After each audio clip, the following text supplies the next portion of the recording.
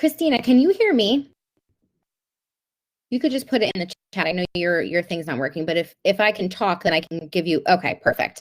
So, is it okay if I give you an explanation this way of kind of some of the things that I'm thinking you should start with for studying? Okay, great. So what I always say with OB is always get the basics down packed. Don't skip any of the material that you think is quote unquote basic. So I'm going to go through some of the things. So in week one, you had like 21st century maternity and women's health nursing. That is one of those things like all of the stuff that you learned like in your early nursing classes. Like just about like being a nurse and what it means in this field. So just go through that kind of, you don't have to delve super deep on that, but take that information that's a little bit more straightforward. The family and culture is kind of the same thing. While it's a very, very important topic, it's definitely something that is straightforward. I don't think that that's like a tricky section that you need to spend lots and lots of time on.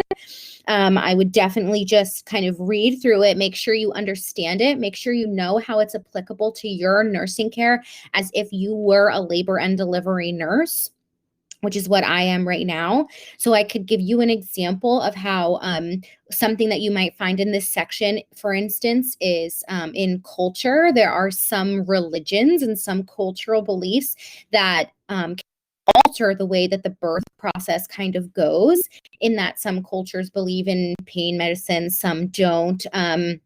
Some believe that when the baby comes out, the baby needs to, immediately have a prayer, a certain particular prayer, and incorporating all of these things, because birth is so much more than just a medical process. It's really not even a medical process, but in our eyes, right? It's so much more than that for people, and kind of incorporating all of that in and thinking about all those elements, that's important. But that's, again, straightforward. It's not going to be like a tricky trip you up, anything like that. So that's week one. Any questions about like that section? I'll just go through the weeks for you.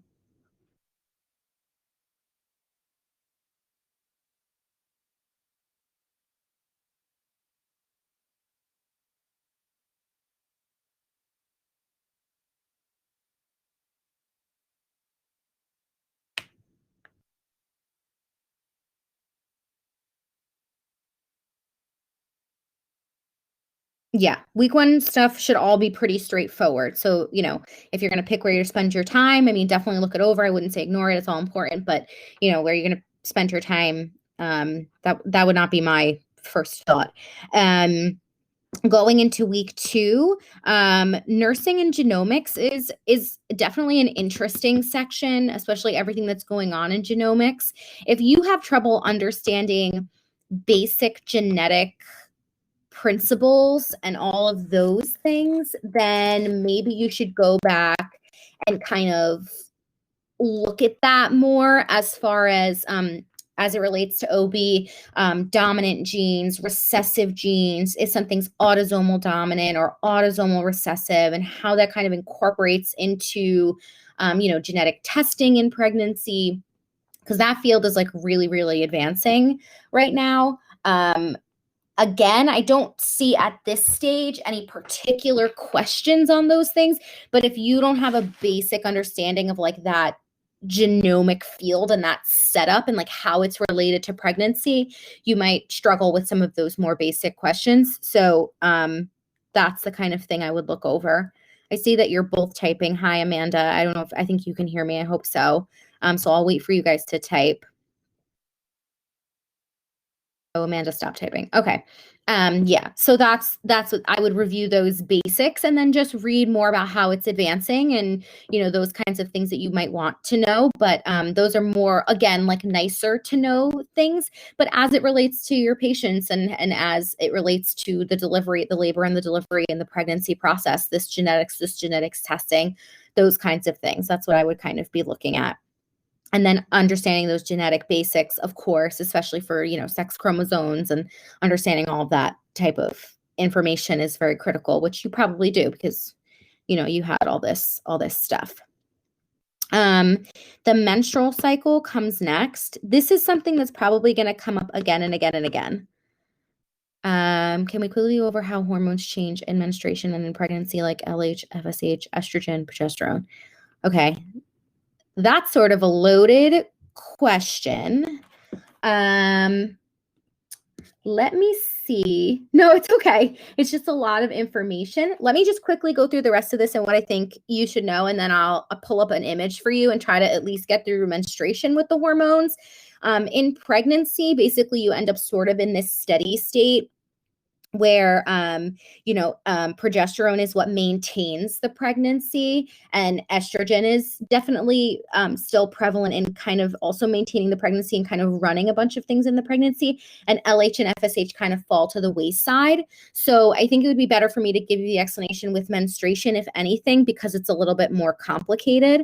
In pregnancy, the hormones that become even more prevalent are oxytocin and prolactin, and progesterone is obviously still very important, but I think menstruation might be more complicated. So let me just get through this list with Christina, just because she asked first, and then I will go to that.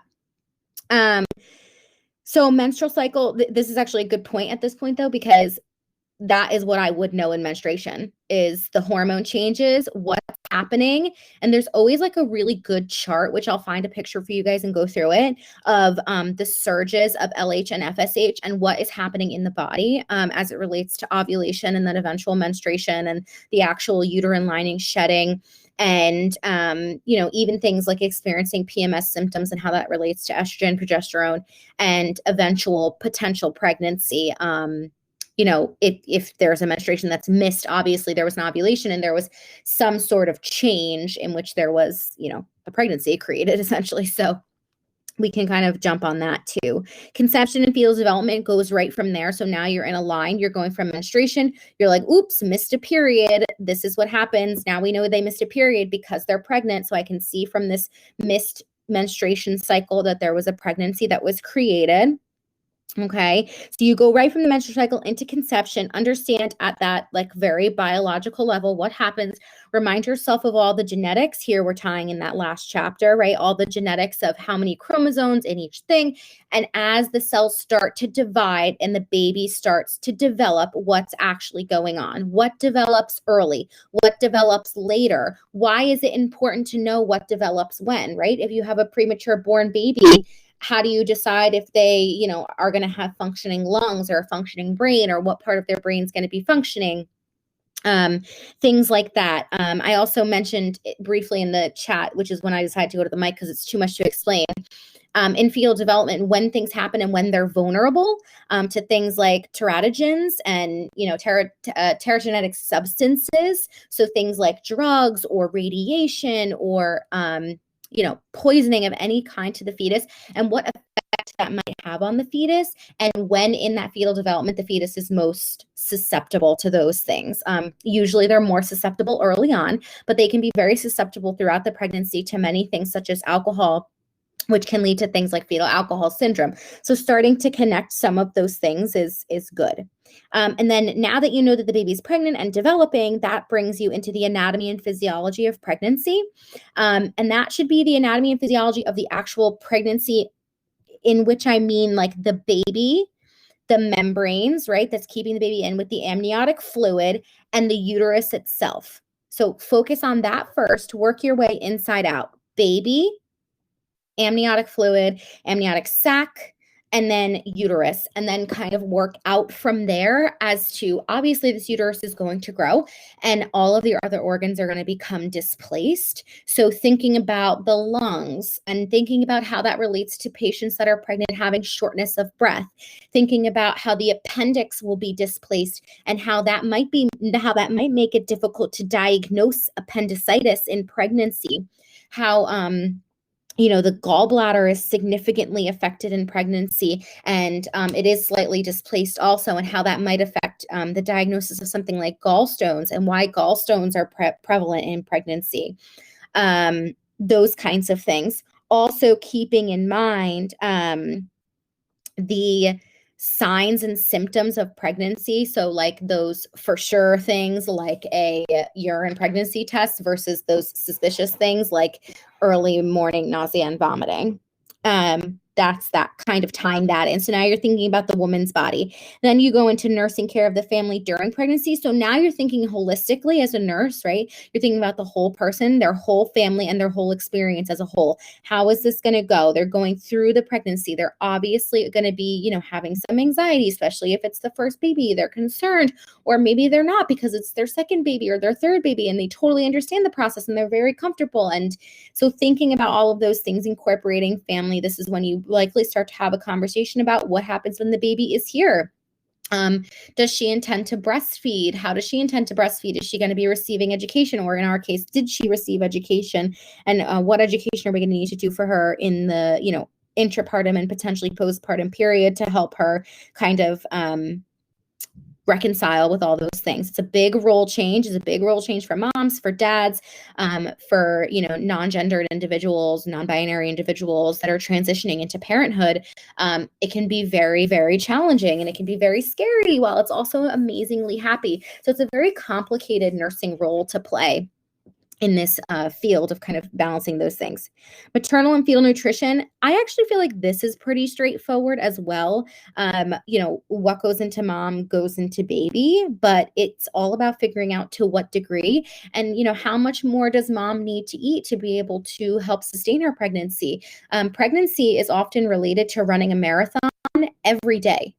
So they say that women just walking around, just being pregnant, their output of their body is equivocal to someone running 1 to 3 marathons a day. So think about how that affects the nutrition of that system, thinking about what she's going to need more of.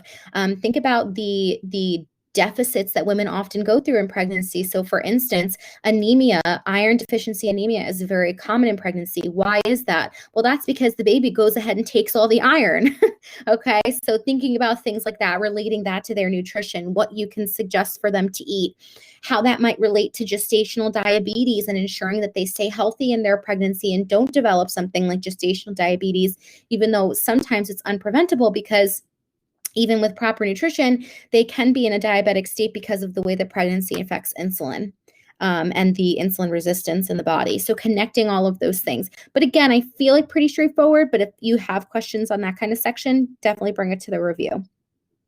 Labor and birth processes is where you get into like the crux. Like this is the cream of the crop here. This is going to be a vast amount of information for you. And it ties into the next 2 topics, which is comfort in laboring women and nursing care for labor and birth. So all of this is going to tie together for you. So now all about women and their menstrual cycle. Now they got pregnant and the baby develops, and then they're pregnant and their anatomy and physiology, and then you're caring for them during their pregnancy, and then you're teaching them about their nutrition, and now they're going to have the baby. Okay. This ultimate, it's like the accumulation of all this pregnancy, and it's, going to be, a huge thing. This is going to be a huge topic. Things to focus on for labor and birth. Comfort is huge. So pain management, learning about the different types of pain management, teaching yourself and your patient about the importance of labor support, learning about doulas, learning about partner support, family support during the laboring process. Understanding that, again, this is a happy but scary, scary time for lots of new parents. So, understanding how that's all going to work into your nursing care and the labor and birth process itself. How does labor start? How is it initiated? If somebody is induced, why are they being induced? How does that process go? What does the birth process look like? What is the baby doing inside when all of this is happening? How are the contractions started? What hormones are related to that? So that's just some of the things that I can rattle off about this topic, but that's going to be the big, big topic. And that's what I'm going to spend most of my time reviewing in more detail for the actual exam review on the 17th, because I think that's like the crux of your knowledge. Okay. Any questions about any of that? Otherwise, I'll do the menstruation flow with like the hormones.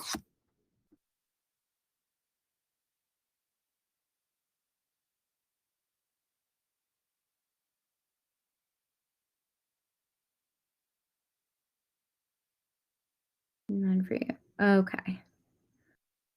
Yeah, no problem. It's just sometimes knowing what to look at. I'm trying to find a good cycle that I like for you guys. Actually, this is perfect. I just found an image, so I'm going to have to download it. So just give me a sec.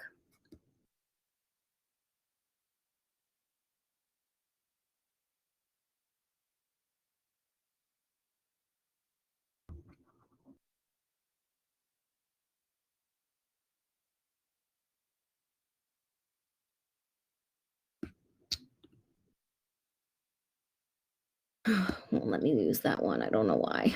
Okay, hold on one second. Let me see if this one's any good.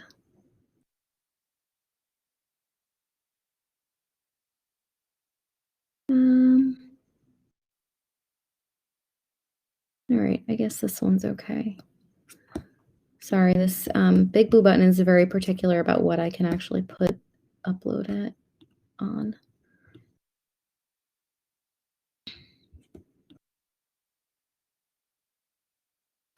I like this one better though.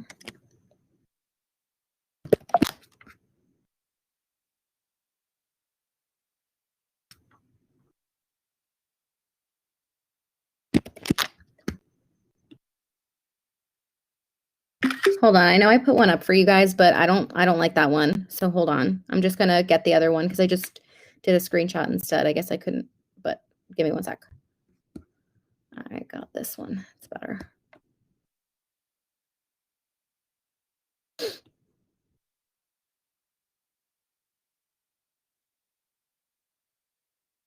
Okay, great.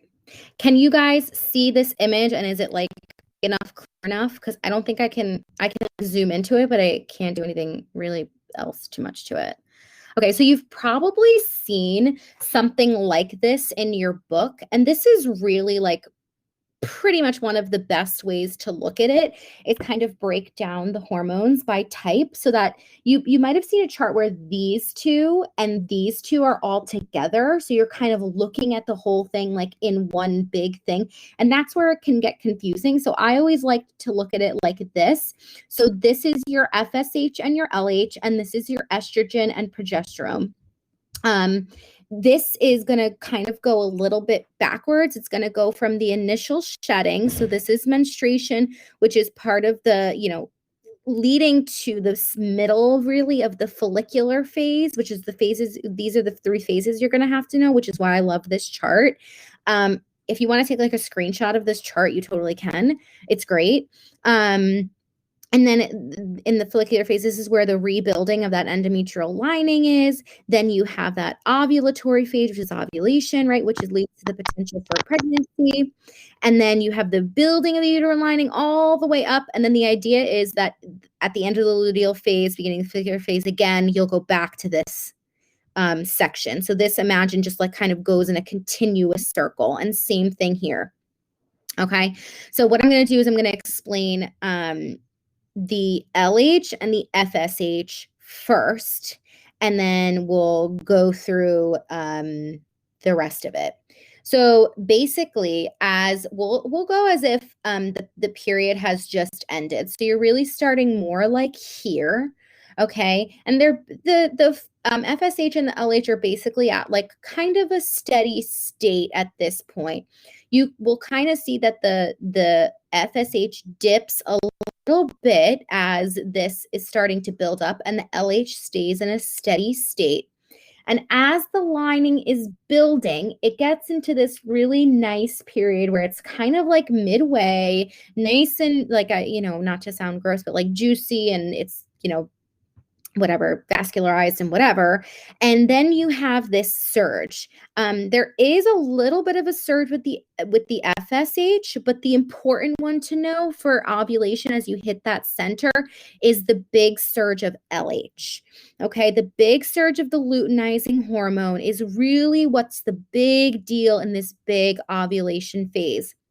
And the reason for that is because as ovulation occurs, right here, you can see the release of that follicle. And that's, the potential for pregnancy. Okay. But, if it doesn't get fertilized, you would go on to the rest of these steps. Okay. So this does not show you pregnancy happening. This shows you if a pregnancy does not occur. So that's an important thing to realize. But the first thing to know is really that this luteinizing hormone is the huge one for ovulation. Therefore, it is the huge one for pregnancy, right? And wanting to conceive a pregnancy. The other important thing to note about this in the cycle is that it is pretty much dead center in this cycle around the 14-day mark. And for lots of women, this is sort of a flex period, right? This is not always exactly at 14 days, but if you were thinking about answering the question on the test, whatever's closer to 14 days for ovulation is going to be your answer. What if you have a question of when is luteinizing hormone highest? During ovulation, so it's day 14 as your answer. Okay, right between that follicular phase where you just kind of start to have that little bit of building, but it's also occupied by this, just before it, half of it's really that menstruation, and then the luteal phase is that really big build. Okay, so it's right in between at the ovulatory phase. Okay, so that's what I would know about that. Does any questions about FSH and LH before I go on?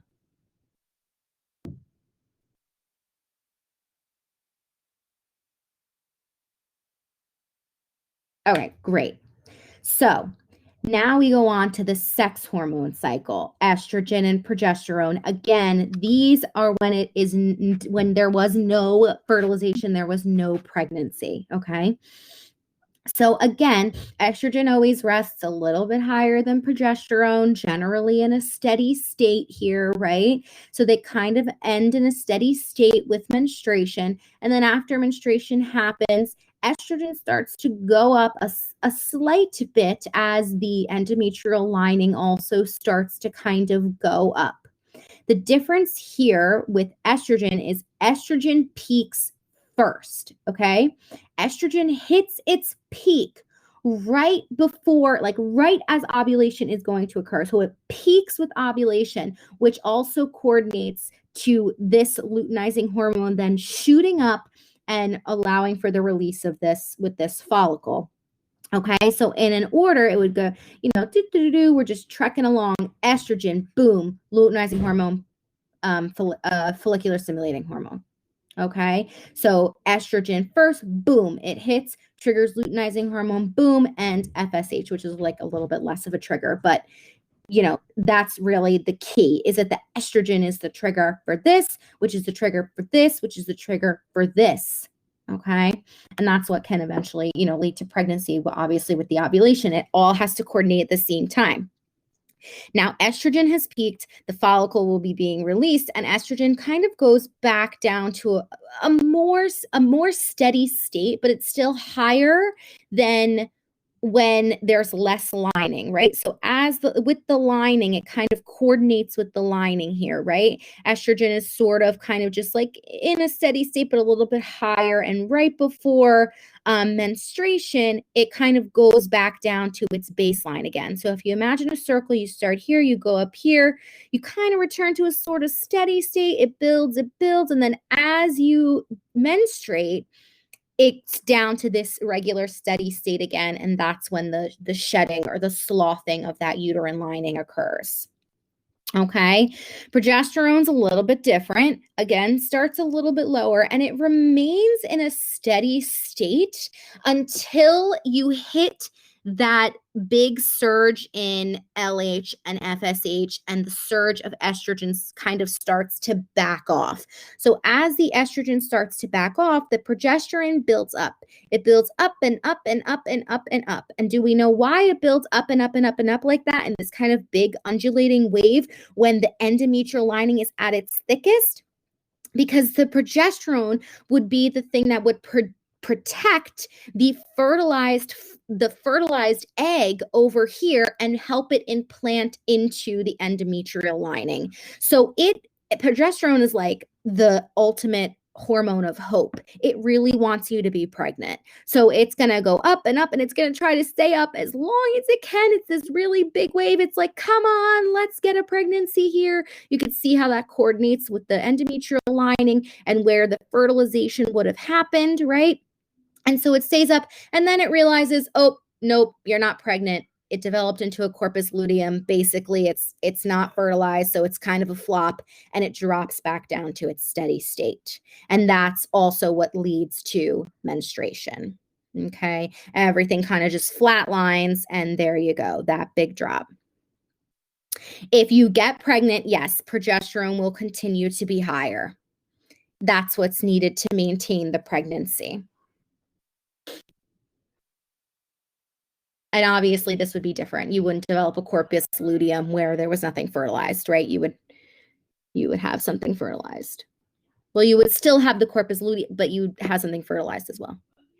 And estrogen, so when you're pregnant, estrogen doesn't, let me see if I can find a chart with you for pregnancy, because maybe that'll help explain it a little bit more clear so you can see it like this, because this I think helps. Does this make sense just like without pregnancy, so that we can just focus on like just menstruation, so you can kind of like get that flat? Yeah, this is a great chart. This is like, it just kind of happened to come up when I looked it up, and it's great. So I would take a picture of this. I don't know if I'll ever be able to find it again. It's a good one. It's really, really helpful in kind of seeing how everything's broken down. And this is how I always think of it, because when I layer these two kinds of hormones together, the pituitary and the sex hormones, it gets so confusing for me. So I always broke it down. Yeah, you screenshotted it too. Good. All right. So let me see if I can find hormones with pregnancy.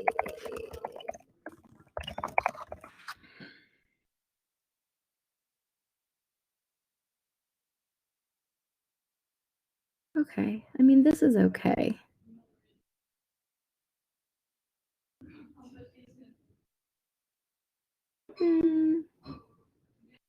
This one's kind of good. This one, I guess, would help us, just so you could see the difference.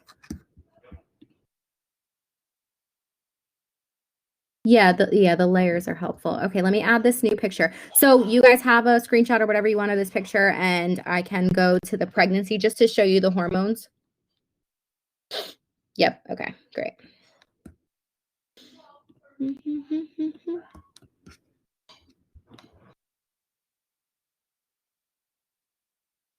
And this one's not as great because it doesn't show all of it, but I can kind of explain to you what's going on in the other pieces, more generally. So this one kind of shows a bigger surge of FSH, which really, it's still smaller than LH. So remember to focus on that, that big surge of LH. This is where day 14 would be. This is where ovulation would be, okay? And then this one also doesn't do a great job of showing you. It kind of tries to show you that the estrogen peaks first, which it definitely does, right? Because the estrogen peak is really what triggers this peak. So it kind of tries to show you that, but it doesn't do a fantastic job of that either. But here you can really see the difference with the progesterone. So as the estrogen goes up and then back down, you can see that the progesterone in this blue line is going up, up, up, up, up. And in that other chart I showed you, around day, I think it was like day, like, I don't even know what day it was. I guess like 22 or 24, it starts to kind of do that big wave down, right? It's like, I want to be pregnant. I want to be pregnant. I want to be pregnant. And here it's showing you, oh, yes, there was a successful pregnancy, right? This is where this kind of happens. And then you can see boop, boop, boop, boop, boop, boop, boop, boop, progesterone goes back up, and so does estrogen. Eventually, estrogen will kind of level back out again. It'll be always higher than in a non-pregnant state, but it won't be quite as high. Progesterone kind of stays pretty high until the pregnancy is very well established. And as you can see, this particular peak in progesterone leads to beta HCG, which is what we test for in pregnancy tests, right? So that's a good kind of thing to see. And then the FSH and the LH, like I told you, kind of return back down to their steady state, especially with FSH being a little bit lower now because there's no follicles to stimulate. and it doesn't really become prevalent again until after the pregnancy has ended.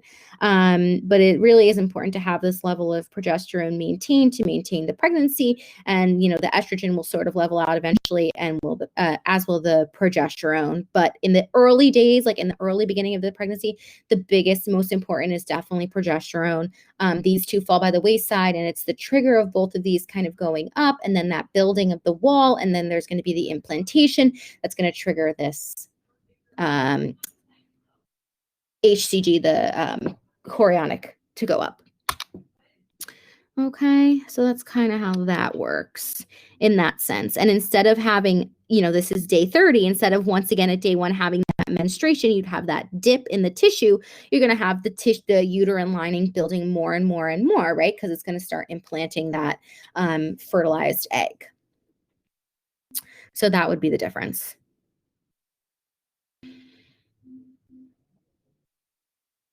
Yeah, no problem. Any specific questions about this and stuff? I think that first image was like the bomb. So I think that was really probably the best part.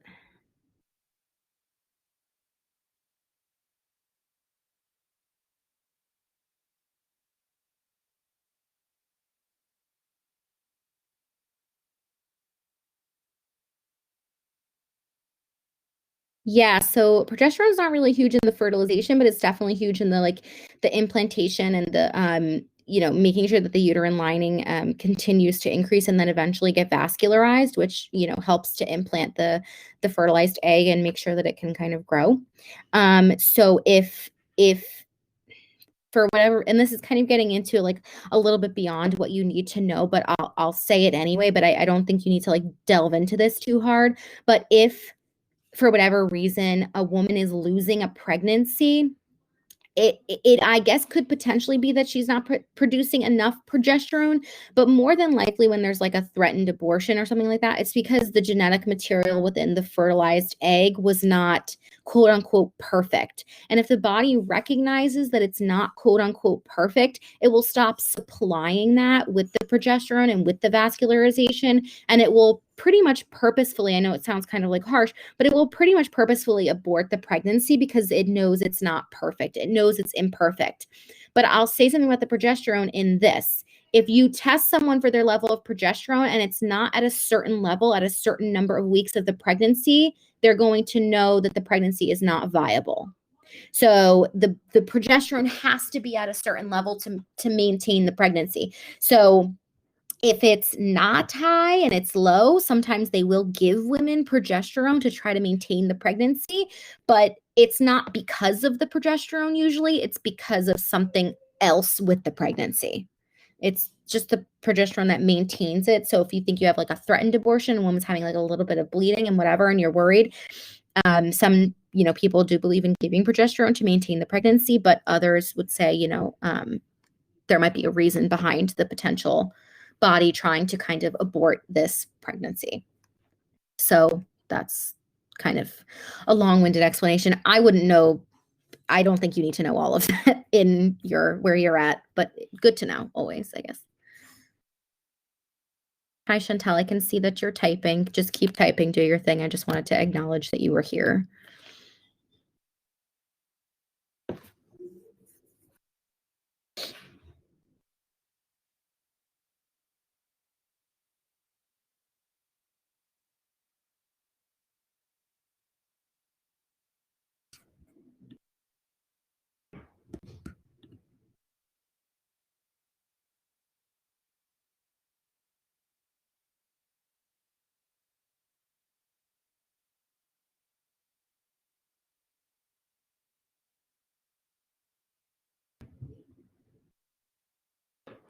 Oh, that's kind of annoying. I'm sorry it's only working on your cell phone. Fetal circulation. Yeah, you're talking about like heart, lungs, that whole kind of mess with like the different ductus arteriosus and all that kind of disastrous mess.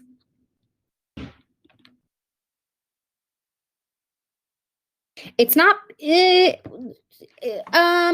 me see if I can find the image. I actually had, lucky for you, created an image in one of my classes. It's not perfect, but I think it does do an okay job of explaining this thing. So this is actually my drawing that I'll share with you. Just give me a second to upload it.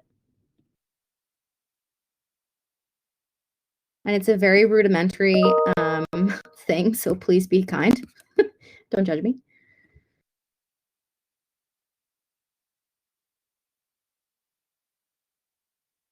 Okay.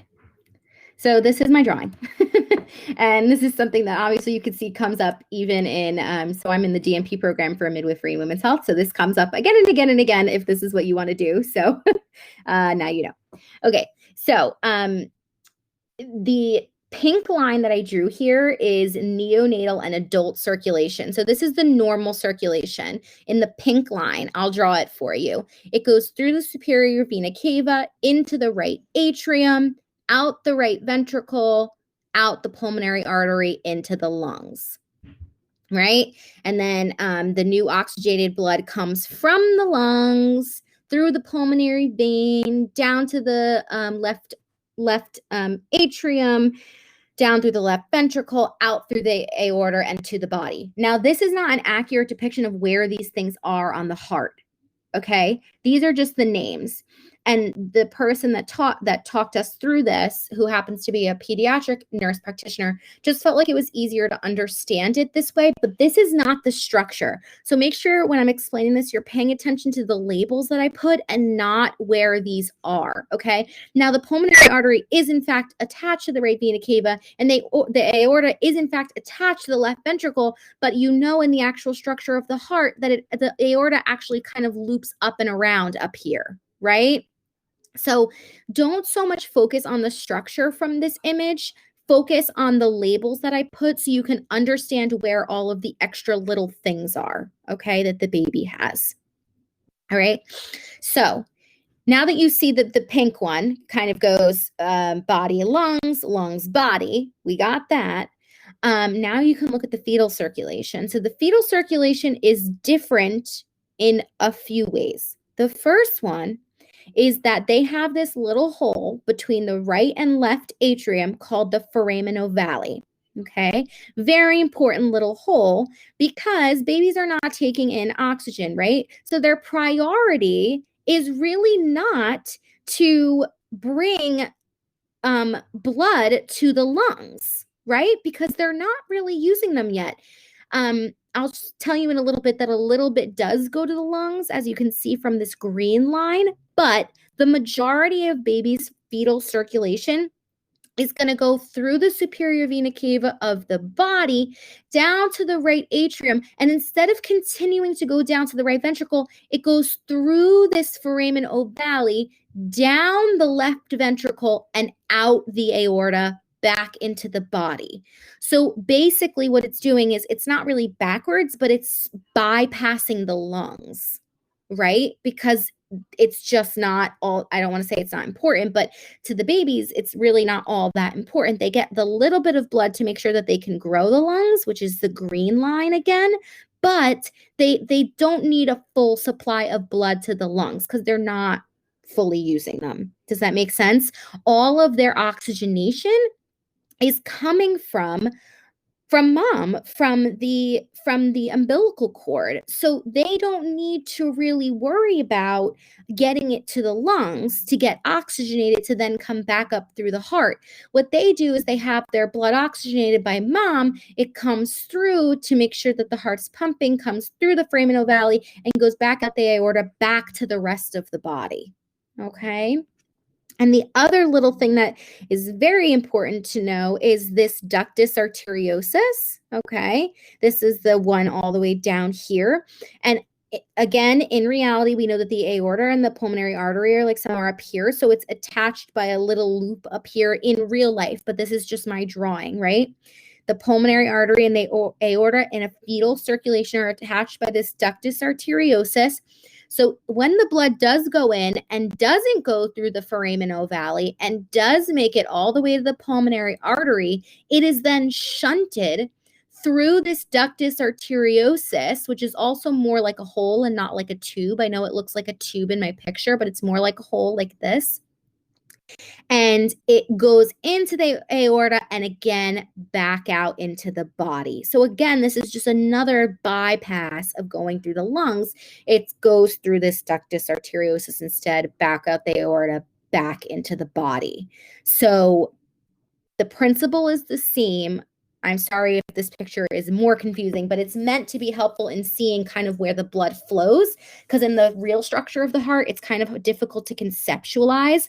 But if you know these names of where it goes in and out, as long as those things are labeled on a picture for you, or if you have to think about it conceptually, this is all correct. It's just the physical structure is not actually technically the way that the heart looks. The aorta kind of gets supplied blood by the ductus arteriosus. Yeah, so a lot of the blood that will end up flowing through the ductus arteriosus is blood that came through the same way, but instead of coming this way through the foramen ovale, it got shunted by the ductus arteriosus through the aorta. Yes, that is correct. Yeah, so now that you can see, and this is my image, so again, you guys can feel free to take a screenshot if you want it, because I actually literally drew it. Now you can see, and you can see I have the labels here. So, for the adult heart, it's a little bit more like in and out. For the fetal heart, it's these very important little openings that kind of shunt the blood away from the lungs. And like I said, there is a little bit of blood that goes to the lungs. Along with that little bit of blood that goes to the lungs, a little bit of blood also goes to the liver. Okay. And that's where that third ductus venosus comes in. Okay. I don't want to say it's the least relevant because that's like kind of mean to the ductus venosus, but it really is like the least relevant here because it doesn't really affect too much. There's very rarely problems with the ductus venosus. There's more commonly problems with adjustment to neonatal circulation with the ductus arteriosus or the foramen ovale. But this is where the ductus arteriosus is. It gets that little bit of blood supply to bypass the liver, the ductus arteriosus. So that's what that does. Because again, the baby doesn't really need the liver, whatever. So that's where that comes from, off of that pulmonary artery again. So yeah, that's that. Foramen ovale, ductus arteriosus are the big ones. Basically everything shunting away from the heart. Shunting through the heart away from the lungs, because there's no oxygenated blood that needs to go there yet, or only a very, very little bit, like 5 to 10% of the fetal circulation.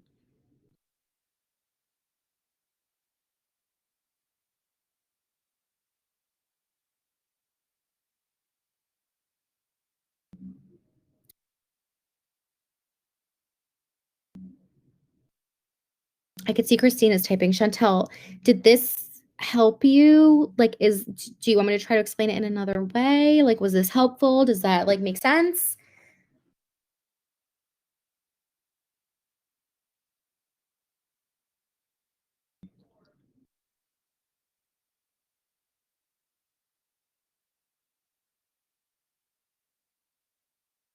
Yeah. And you know what, Chantel, this is not an easy thing to understand. So if you need to sit with this for a while, that's normal. And if you need to look at a video, like this is a really good thing to watch a video on. Yeah, yeah. You're gonna have to review it probably more than once. Yeah, so the pressure in the lungs is because the lungs are pressurized in such a way that it would, not really allow blood in, but it's mostly these structures in the heart that prevent blood from going through. But it's that pressure in the lungs, and that pressure changes significantly, right, with that first breath, which is what then causes these things to close. The foramen ovale, the ductus arteriosus, the ductus venosus over time, or the foramen ovale and the ductus arteriosus should pretty much be right away, but the ductus venosus a little bit later on. The first breath and that different pressure change in the lungs is what causes these things to close. So that's exactly right.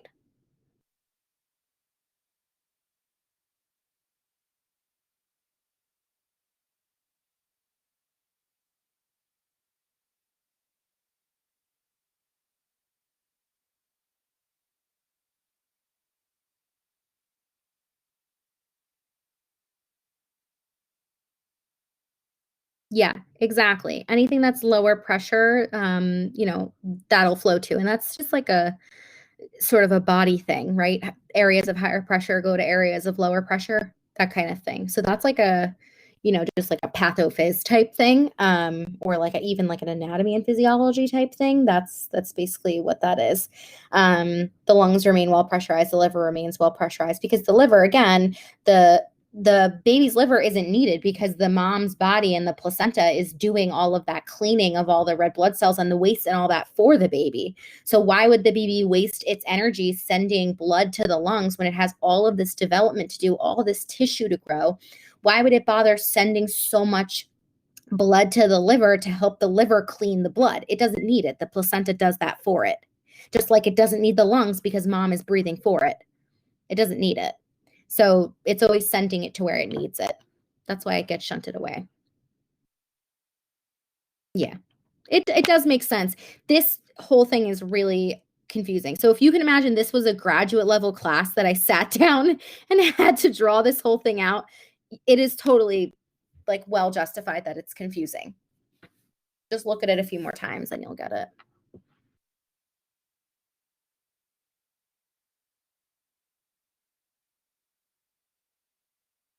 Yeah, it's tough. And then you'll probably have to know the switch over too once baby's born, what happens. But once you get this, you'll get what the transition is. You'll definitely get it.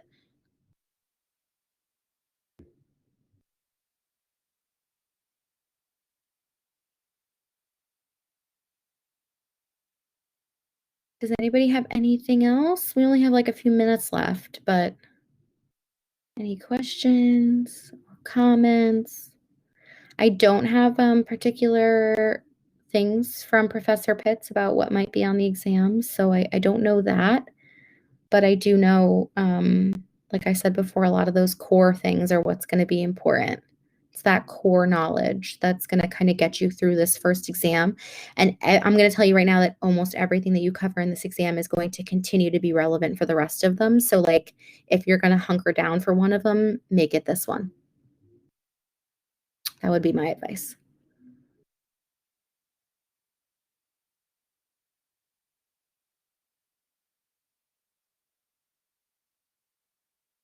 No problem.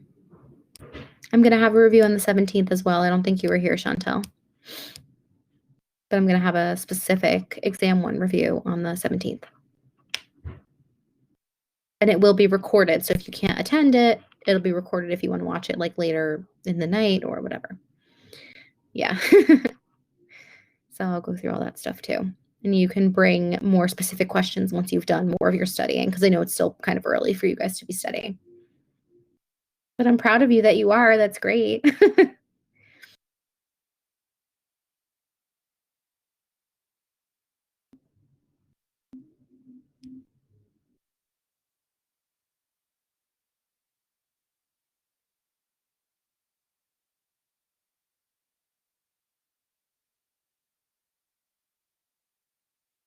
Have a good night, Christina. Nice to meet you.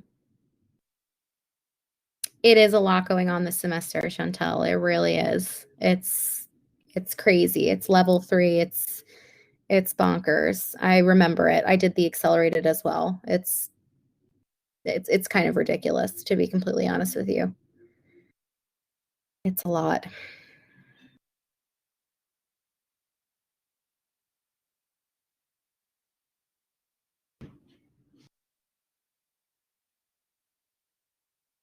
Yeah, exactly. One thing at a time. And studying ahead like this is going to help you. So keep that up because it will help. Like figuring things out early so that when you're studying, you're really only reviewing the information and making sure that you know it like sort of more at the top of your head is really key. Like get like really learn the information, really know it over time. Don't memorize it because then you'll end up completely screwed when you have to sit for the exam. Really get to know it. Like you coming and just doing this today, perfect. That was great. Thanks, Amanda. Have a good night.